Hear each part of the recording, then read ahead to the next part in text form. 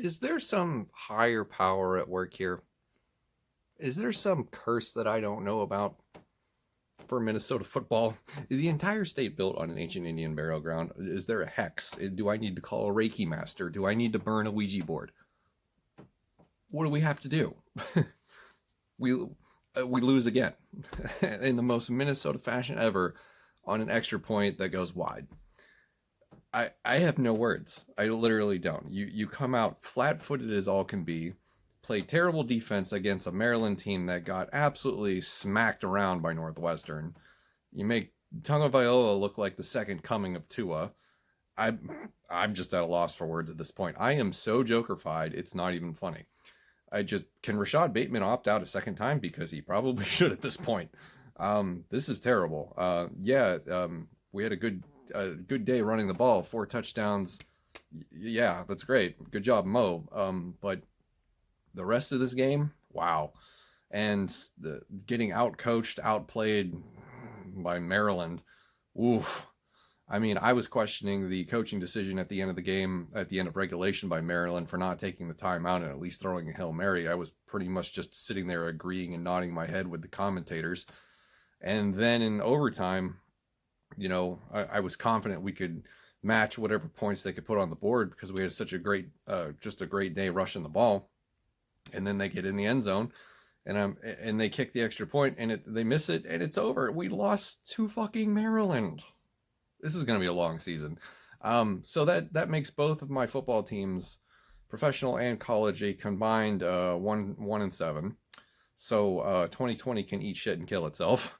Yeah, I think the decision to kick the extra point there at the end was the dumbest thing imaginable, knowing that you have really poor special teams units. Just go for the 2-point conversion and win the game, right? I mean, they can't stop you on the ground. They haven't been able to do it all day.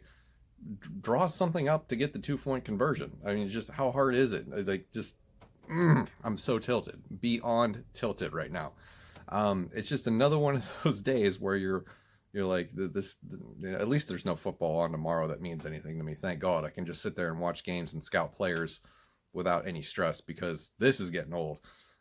So not looking forward to the Packers game where we're probably going to get slaughtered there. Minnesota football this year, man, it's brutal.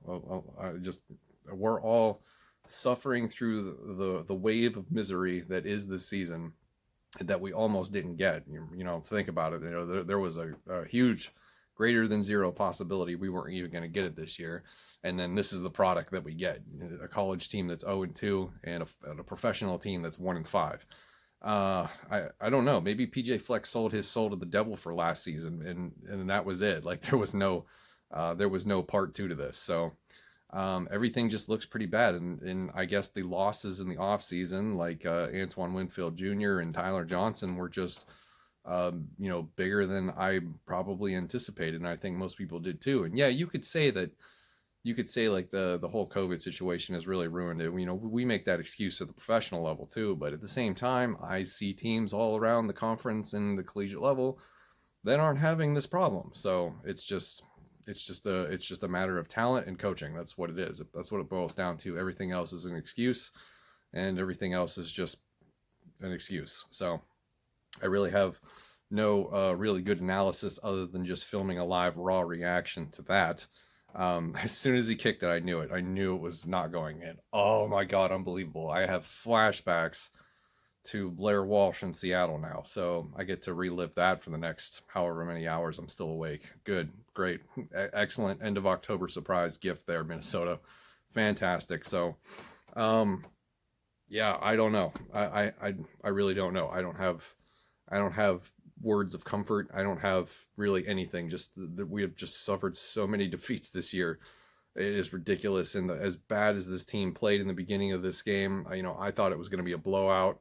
I thought Maryland was going to run away from it, and luckily we were able to play ourselves back in. So at least it's not a blowout. But at the same time, I think I'd rather have a blowout than lose in dramatic fashion like this. It's just, I don't know. So row the boat to next week, I guess. Yeah. Fun times.